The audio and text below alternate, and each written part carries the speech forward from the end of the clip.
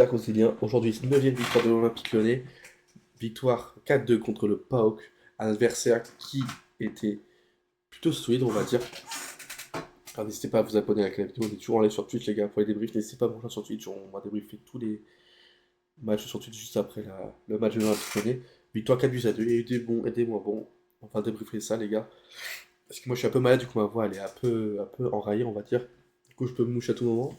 Il y a pas mal de sujets intéressants, on va parler des jeunes qui ont fait plaisir. Des jeux qui ont fait moins plaisir, mais voilà.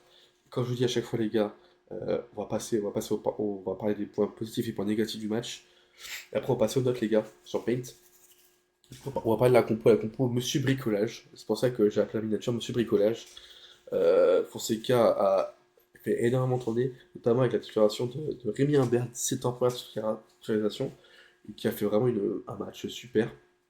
On va rentrer un peu en détail après de la performance de Rémi Imbert, qui a été vraiment très très bon. Euh, et la titularisation c'est de De Carvalho. Moi, franchement, De Carvalho, je trouve pas qu'il. Moi, je trouve qu'il a rien d'exceptionnel chez De Carvalho. Mais ouais, bon, il est là, on va dire, il est là. Voilà, il fait juste ce nombre. Et la titularisation c'est de Mera buteur. Voilà, Mera buteur, c'est plutôt bien pour lui. Voilà, bref, le premier but vient d'un coup de pied arrêté, un mauvais placement de la défense lyonnaise. Euh, du coup, attends, je sais même plus qui marque pour le PAOK. Mais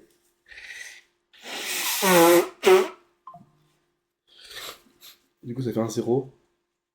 Et sinon, on va pas se faire peur, on va pas se faire avoir sur le dernier match, surtout que c'était important de quand même gagner, mine de rien. Ou même faire nul pour assurer cette deuxième place au moins, au pire des cas, pour éviter de comment dire ça, j'ai perdu le mot, de, putain, de jouer un gros dès le début. Malgré on était déjà assuré d'être en huitième de finale juste après, enfin juste avant le match. Mais c'était bien de gagner, faire un match nul pour assurer la deux premières places, pour éviter d'avoir un tirage trop compliqué et surtout pour accueillir au match retour les équipes. Du coup, l'égalisation juste après, 10 minutes plus tard, avec une belle passe d'Afonso Bra qui va trouver Rémi Imbert. Afonso Bra qui a encore sorti un très grand match. Euh, double passeur. Passeur pour Rémi Imbert. Rémi Imbert qui donne une belle frappe en enroulé deuxième poteau. Rémi Imbert, première titularisation, premier but. Euh, Juste après, il y a eu un rouge de Pau, juste avant la mi-temps. Rouge plutôt mérité. Juste après la mi-temps, L'OL qui va prendre l'avantage sur une belle frappe de Mera, bien enveloppée, deuxième poteau. Encore une passe d'Ed Moreira. Euh, Juste après une égalisation encore sur toute pied arrêté, la tête, je sais plus comment il s'appelle. Ça fait 2-2. Penalty pour l'OL. Et oui, OLFP, Karabatic qui s'en charge. D'ailleurs, on va en parler après du penalty, mais pourquoi c'est Karabatic qui s'en charge? Qui tape sur la barre. 5 minutes plus tard, Karabatic, enfin, Abdami rentre en jeu, premier ballon, première passe D pour Karabatic. Du coup, il se rattrape de son penalty. À mon avis, il voulait pas entendre voir les penalty pour Lyon, penalty pour Lyon, penalty pour Lyon, penalty pour Lyon. Du coup, ça fait 3-2. Et le quatrième but va être mis juste au temps additionnel avec AGR. AGR qui marque, je suis plus content qu'il marque. La jeunesse, les gars, il y a quand même trois jeunes qui ont moins de 20 ans qui ont marqué, à savoir que Humbert, Mera et puis AGR. Alors franchement, on va pas après la jeunesse. On fait toujours un petit mot sur l'équipe. Déjà, je tiens à présenter les sincères condoléances aux supporters qui sont décédés du PAOK. Pas de supporters, du coup, un bel hommage a été donné par les supporters de l'OL. Mais par contre, quelle équipe de pute! Oh, le coach, franchement, j'avais envie de mais le penalty de Caravelle, déjà, pourquoi il s'énerve? Fonseca a pris 9 mois pour moins que ça. Mais lui, c'est horrible. Le Sarakis, je sais pas quoi, la free, oh, c'est une grosse salope, même si c'est quand même une équipe à se méfier. C'est une équipe qui était assez joueuse, assez rugueuse, on sait très bien. Et c'est très bien que le dernier match contre eux, c'était pas un cadeau, mais on a gagné, c'est le principal. On a quand même un mini caca culotte. Notamment qu'on a mis le deuxième but, enfin 2-2, il y a 10 contre 11, tu dois garder le score, tu dois tuer le match, mais non, ça fait peur. Ça fait peur. Moi, je remarque un truc, ça vite. Ah ouais, bah clairement, le, le, l'arbitre a été vraiment mauvais. Le penalty Karabatic, il y a. Après, le rouge, il y a sur le premier. Et L'arbitrage n'a pas été ce qui m'a été mauvais, mais ouais, peut-être ça. Bon. Du coup, moi, j'aurais parlé un truc, le PAF de Testman. Le PAF, frère, il avait une érection ou se passe comment? Testman, je sais pas, mais. Oh, le PAF de Testman. Je pense, oui, ça devait être une coquille, mais waouh! Mais. C'est le moment un peu rigolo du truc, mais ça m'a fait marrer. L'entrée de Testman dehors, on va continuer à parler sur Testman, l'entrée de merde qu'il fait. Oh là là, Testman. Oh. Pourtant, je l'ai trouvé sur les deux dernières rencontres, un Testman plutôt intéressant, plutôt impliqué. Alors là, Testman, là, sur cette rentrée, je sais pas si sur sa coquille le gênait, mais, ou il a bandé, mais atroce entrée de Testman. Rimer des camps, je pense qu'il peut faire quelque chose sur le deuxième but. Premier but, il peut rien faire, mais deuxième but, il peut faire quelque chose. Moi, je deviens. Il est fautif sur un but quand même par match d'écran depuis quelques temps. Alors, je le trouve intéressant sur certains moments. Euh, Moi, je le trouve plus intéressant, je le trouvais plutôt rassurant pour un deuxième gardien. Mais ce qu'il faut se dire, c'est un deuxième gardien et t'attends pas grand-chose à un deuxième gardien. Et franchement, bref, oh, le deuxième but, voilà. Je pense qu'il peut faire quelque chose sur le deuxième but. Hein. Il peut faire quelque chose sur le deuxième but, il peut la sortir, ce serait bien qu'il fasse un arrêt parce que depuis. Pourtant, merci pour les travaux, merci pour l'intérim en début de saison, mais des camps, c'est. Ouais, je comprends pourquoi qui deuxième gardien chaque année. Enfin, chaque. Oh, le match de Carvalho, je trouve il n'y a rien de spécial chez Carvalho. Hein. Pourtant, on va parler de la jeunesse de Aldamri qui fait une. Rassure pas des il rassure pas, Tessman. Moi, j'ai dit, ce milieu, il y a trois milieux qui sont sur la CRT de Carvalho. Di Carvalho qui a un petit salaire, mais tu vas pas avoir une grosse qui n'a pas le niveau Ligue 1, qui n'a pas le niveau Ligue 2, qui n'a pas le niveau national. Même National 2, là, il n'a pas le niveau National 2. Je trouve rien. Di Carvalho, je trouve pas une qualité de chez Di Carvalho. Pourtant, il y a des jeunes, tu dis, oui, jeunes, tu vois, ça va, il manque un peu de régularité, tout ça, il manque un peu de, combien ça, de, être prêt pour la Ligue 1. Des Carvalho, je trouve rien d'exceptionnel. Je trouve, il est nul. C'est même pas un yaourt. J'ai dit un yaourt nature, c'est même pas un yaourt. Un nature, c'est un yaourt périmé depuis des années. Ah, des Carvalho, c'est compliqué quand même. Non, je pense qu'il a quand même le niveau hier, mine de rien, mais bon. Ah, mais ça, eh, waouh. Non, des Carvalho, c'est compliqué. On va final, les gars, on va être. Tu vois, je reste quand même un peu indulgent sur les jeunes, mais à un moment donné, tu vois, tu vois, si un jeune a des qualités, a du potentiel pour être pas forcément titulaire, mais dans la rotation de grade Mera, Mera, je le trouve pas prêt, je le trouve un peu frêle, mais il a des qualités, ça peut être intéressant en sortie, en rotation, tu vois. De Carvalho, déjà de un ça se voit qu'il est éliminé par plus Mangala est revenu, Mangala est passé devant, alors Mangala il joue sur une jambe et demie, mais voilà. Non, en faisant sur les KO, je trouve pas qu'il y a le niveau, qu'il n'y a pas le niveau Ligue 1, qu'il n'y a pas le niveau Ligue 2, qu'il n'y a pas le niveau national. Je pense juste qu'il n'y a pas le niveau national. National de la rigueur, je sais pas. Mais moi, je trouve qu'il y a moi, je trouve aucun potentiel, moi, je trouve aucune qualité. Moi, ouais, il joue parce qu'il est portugais, non, je sais pas, mais. Oh là là. Non, bref. Bon, il y a des trucs négatifs à dire. Karabatic, le match du Karabatic. Oh, le penalty raté, c'est. Oh, le penalty raté de Karabatic. Il se rattrape sur le but, il a passé. Moi, je pense qu'il a pas voulu faire penalty pour Lyon. Mine de rien, son match. Non, je pense qu'il y a pire. Moi, je pense qu'il les joue parce que c'est dans un contexte où on n'a pas un grand effectif en termes de quantité. Surtout au milieu, là, quand Narté va venir, bah, il y aura plus de peinture. Surtout Mireille au diapason. Bien éclaté, ou Better Nice. Là, on va revenir sur penalty d'ailleurs. Mais d'ailleurs, Narté va arriver. C'est-à-dire que tu vas avoir. D'ailleurs, on va faire un petit check du milieu de terrain. Milieu de terrain, là, il y a qui a Narté, Tolisso, Narté. Tu vas recruter, c'est pas pour finir remplaçant. T'as quand même une belle expérience sur lui. T'as Morton qui est indiscutable, un des meilleurs milieux de terrain de Ligue 1. Tolisso, qui qui doit être titulaire. Tessman, Mera qui doit continuer dans la rotation. Mangala, point d'interrogation. Des Carvalho. Il y a comme c'était dans la RH Cannes. Comme c'était dans la RH Cannes. Et j'oublie quelqu'un. Euh, je sais pas si j'oublie quelqu'un, mais voilà. Mais ouais, le péno, ouais. Par contre, ouais, ça c'est bien, c'est une intrigue qui va faire tuer ça un peu plus. Mais il fallait un milieu de terrain quand même cet hiver. Il y a Kate qui doit être le péno, même on va dire du péno, péno, sinon de faire tirer. Perso, j'aurais fait tirer à Maitland-Nice ou à Karabec. Ou à Karabec. Mais, enfin, ou à Karabec ou à Niakate. Mais moi, du Karabec, moi, je trouve qu'il y a des qualités chez Karabec. Qualité de centre, qualité de coup de pied arrêté, un bon pied gauche. Mais par contre, le reste, ça reste. On connaît ses qualités, mais on connaît ses défauts. Il est pas rapide, il est pas athlétique, pied droit mauvais. Moi, je pense que c'était pas un mauvais joueur, mais c'est un joueur qui va pas faire carrière. Mais bon, bon, après, il se rattrape sur sa passe D, son but, tu vois, sur la note, on va pas être trop méchant, on va dire, mais Karabatic, ça reste quand même compliqué. C'est bon. Ruben Kluivert. Oh là là là. Non, franchement, c'est peut-être. Je sais pas si John Ekate la plus grande upgrade du monde. Le match de Kluivert. Oh là là là là là là là. On peut ça. Ouais, mais il marque, il fait une passe D. Pour ça que je l'ai dit tout à l'heure. Je dis, non, il fait un match de merde, mais il but une passe D, on va pas être trop dur sur la note. Mais bon.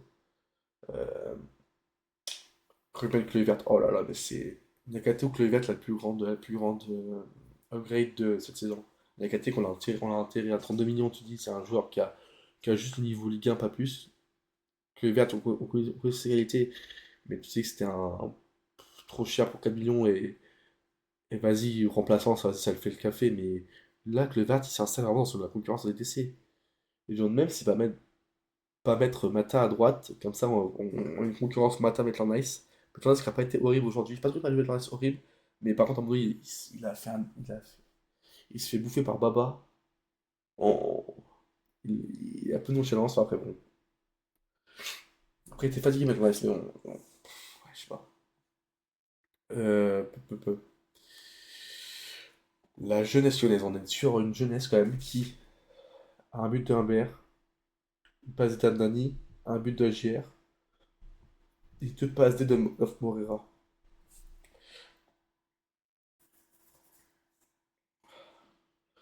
Bah en fait, moi, avec le Vert, moi perso, j'étais déçu que le Vert parce qu'on voyait qu'il y a des qualités assez physiques, assez rapides et tout. Mais ouais, je m'y attendais. Ouais. Mais le upgrade de fou, depuis le match contre le PSG, c'est lui un autre homme. Je pense qu'il a progressé et tout.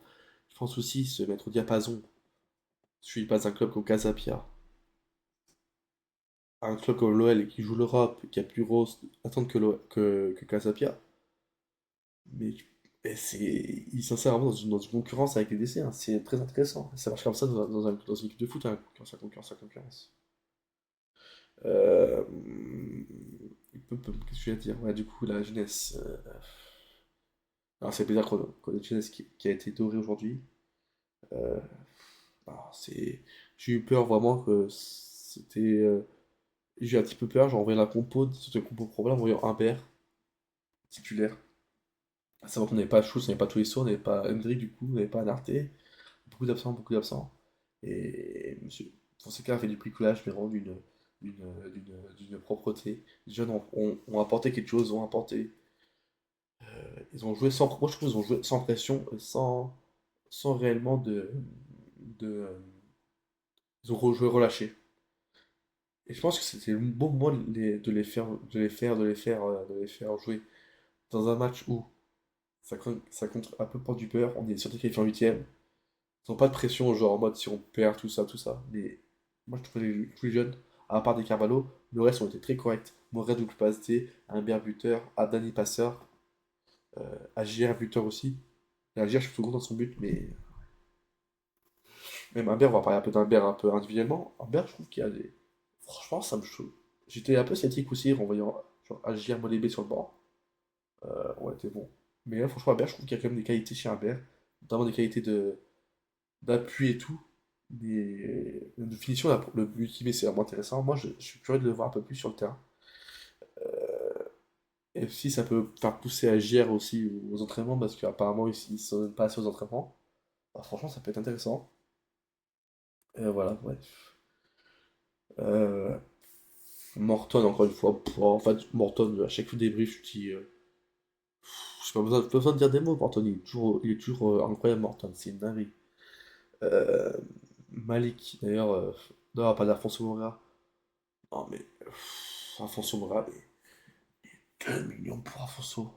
Moi, j'y croyais absolument pas. Je pensais que c'était genre un joueur qui allait, qui allait faire des entrées, tu vois. Et t'avais une pression. Enfin, tu as fait chier, tu vois. Mais on se rend compte que un Berry vient de chez les jeunes, il joue plus. Ah ouais, ça, je savais pas ça. Mais je trouve qu'il y a quand même des qualités d'appui, des qualités de technique assez intéressantes.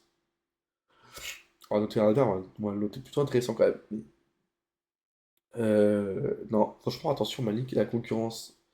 Il y a quand même une grosse concurrence qui se crée entre Malik et Afonso. Décisif en 13 francs en 18 matchs, mais on se rend pas compte, 2 millions. Mais je pense que Malik, c'est pas le même profil que Malik et Afonso, mais je pense que Malik est un meilleur footballeur que Afonso, mais il y a quand même une concurrence qui se crée. C'est-à-dire que Malik, quand il va revenir, il est obligé de cravacher pour retrouver sa place. Ça, c'est plutôt intéressant. On a perdu aussi cette flamme à l'OL, genre, de la concurrence saine. Et ça, franchement, et ça va être intéressant ça va être intéressant cette concurrence, genre, c'est aussi cette alchimie, genre, tu vois, à François de titulaire, du coup, Malik va rentrer, la défenseur ça va payer, 75 minutes à François va se repayer 25 minutes à Malik, et inversement, ça va être intéressant sur ça. Et Malik est le bon joueur, François qui est le bon joueur. Il va finir par Fonseca. Fonseca, je le taille un petit peu sur les débriefs quand même, mine de rien. Mais franchement, on peut applaudir Fonseca. Il a réussi à créer un truc avec bricoler un 11, des changements, et présenter une présentation collective comme ça. Bah, c'est plutôt intéressant quand même, mine de rien, Fonseca. Mais ouais, ouais, ouais. Je suis plutôt content de Fonseca. On va noter bien Fonseca. Euh, du coup, on va passer aux notes, les gars. On va passer aux notes. Attendez, hop, les notes. Les gars, les notes. Tac. Tac, les notes. Ah non, c'est pas ça. Non, qu'est-ce qui se passe? Voilà, bref, voici les notes, les gars. Hop. Note d'écran. D'écran, bah, on va pas mettre la moyenne à d'écran. Ça va avoir un bon 2 buts encaissés. 2 buts encaissés pour Descamps. 4, ouais, bref. Ouais, moi je mettrais un peu moins pour Descamps quand même. 3,5. Hein.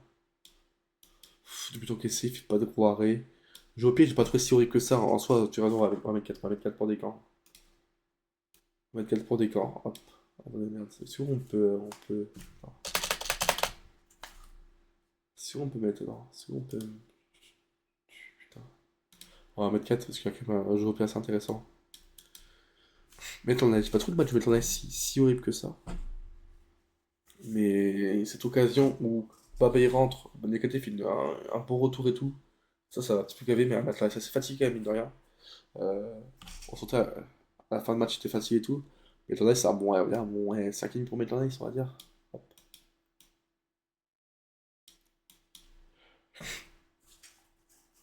Nakate, bah, faute sur le deuxième but, mais pareil, Nakate assez solide ici. Mais bon, il est quand même faute sur le deuxième but, il perd le duel un peu sur le joueur grec. Nakate, c'est un bon, ouais, c'est un bon, c'est un bon 6 pour Nakate.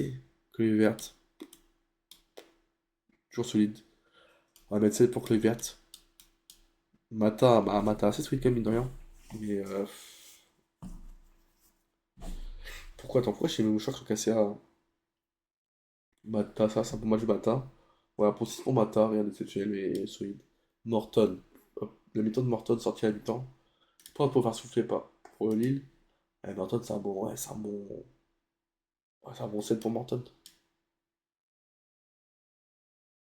Ouh, Lyon pourra jouer Lille, Celta Vigo, PAOK. Oh, on pourra trouver le PAOK sur le Rouge de Belgrade en 8ème.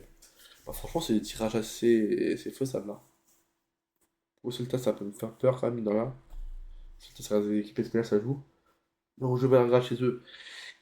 On va faire gaffe, elle était au Rouge de Belgrade ou PAOK chez eux, mais. Di Carvalho, bah Di Carvalho, c'est un bon. Ouais, Di Carvalho, c'est un bon 3 pour Di Carvalho.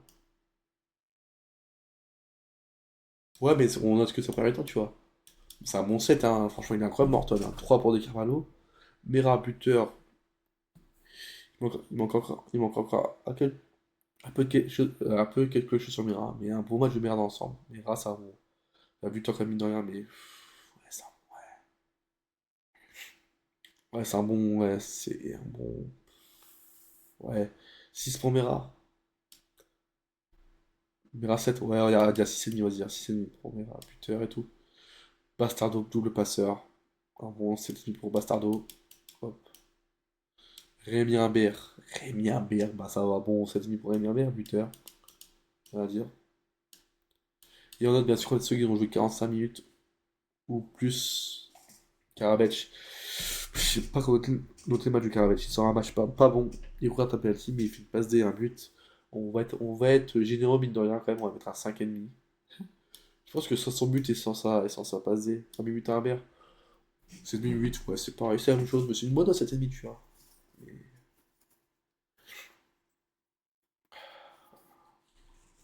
Je suis assez généreux pour Karabec. Sans sa passe D, sans son but, il est à 3. Et comme il a passé de but, bah, il est à 5,5.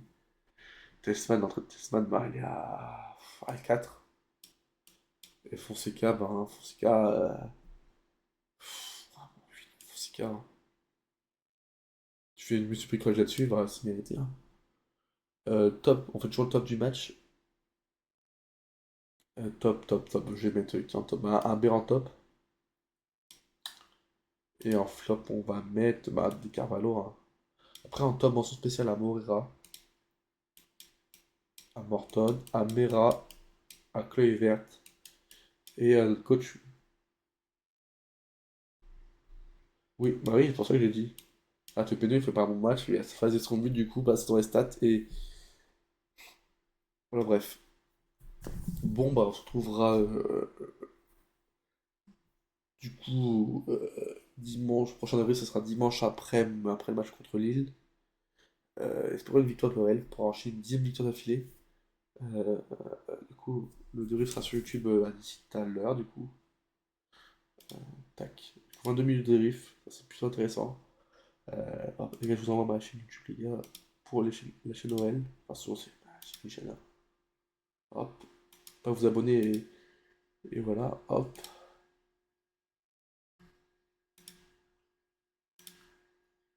hop. Je vous envoie ça, tac, copier, hop.